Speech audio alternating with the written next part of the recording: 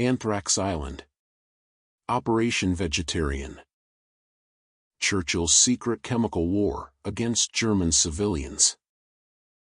Scotland's Groenland Island, better known as Anthrax Island, is a frightening example of the catastrophic repercussions of biological warfare. In 1942, Prime Minister Winston Churchill ordered the development of an biological weapon in a small Scottish Groenland island. Paul Fields was ordered to find appropriate suppliers of the chemicals, both the anthrax and the cakes themselves, along with the specialized containers, to carry them to prevent contamination during transport. RAF planes had to be modified in order to drop the payloads without destroying them in the process. The linseed cake production was outsourced to the Olympia Oil and Cake Company based in Blackburn Meadows, in order to produce large batches of full cakes. The slicing of the cakes into the appropriate sizes was given to a soap manufacturer business named J&E Atkinson.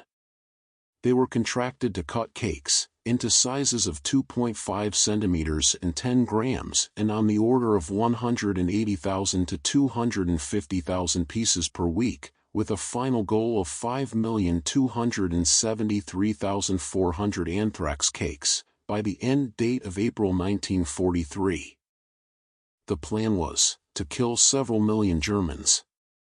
Drop anthrax-laced cakes, which are fed to cows, over Germany's fields.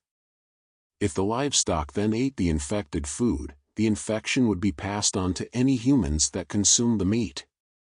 Or alternatively, the cow would die before the meat was consumed, which would still have a high effect on the Germany's meat supply.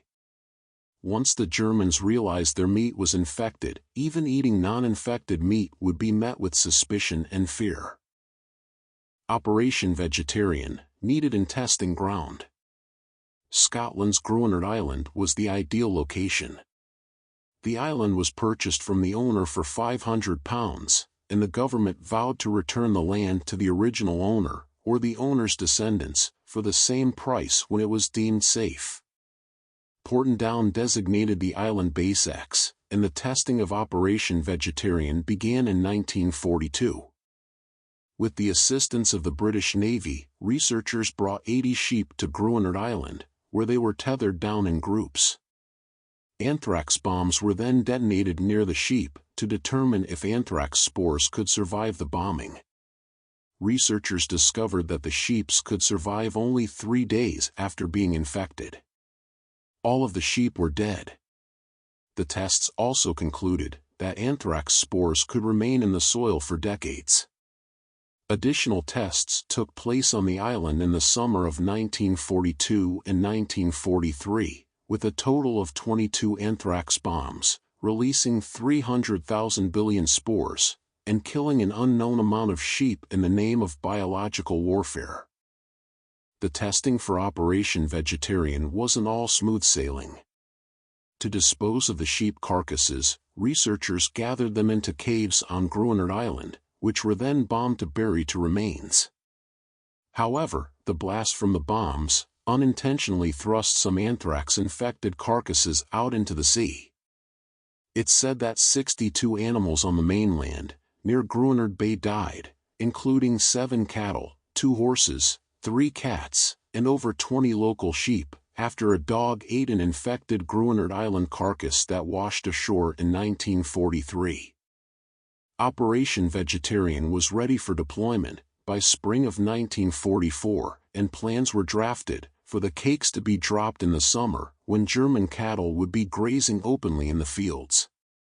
In order to entice the cattle into eating the linseed cakes, they needed to be dropped after the spring grass had been consumed, and the amount of food left was limited. The raid and airdrops needed to be done in a single action, and as quickly as possible, to prevent the German military discovering what was being dropped.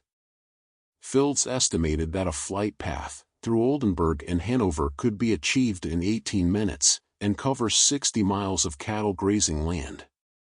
But by the time the summer arrived, the Normandy invasion had occurred, and Allied troops were advancing across northern Europe, causing Operation Vegetarian to be abandoned. Britain manufactured over 5 million anthrax cakes, and planned to drop them on Germany in 1944.